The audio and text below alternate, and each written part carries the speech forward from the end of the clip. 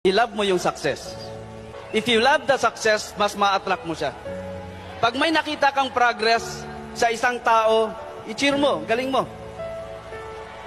Pag may nagkakakotse, pag may nagkakaresulta, i-cheer mo, i-share mo. If you love the success, maganda yung relationship mo sa success. Hanggang unti-unti, kaka-celebrate mo ng success ng ibang tao. Success mo lang sineselebrate mo. Ikaw naman ang chini-cheer. Ikaw naman ang binibida, ikaw naman ang kinukwento, ikaw naman ang inspiration. And gaano kasarap na lahat ng pangarap mo na minsan sa buhay mo, ikaw pala yung unang milyonaryo sa pamilya mo. Ikaw pala naging unang break na sumpa na mula sa'yo. Itagaan mo sa bato. Eto na yung huling kwento ng hirap.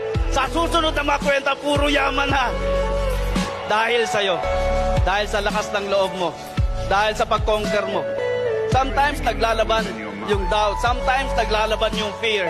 Sometimes habang pumapalakpak ka yung utak mo, kaya ko kaya yan? Yes, totoo yan, ganyan din. But i-develop mo yan. Kahit may doubt yan, kahit may konting pitik yan, normal yan, di ka pa sanay. But yung small voice na narinig mo sa likod mo, na hindi mo narinig, sanayin mo siyang papakinggan.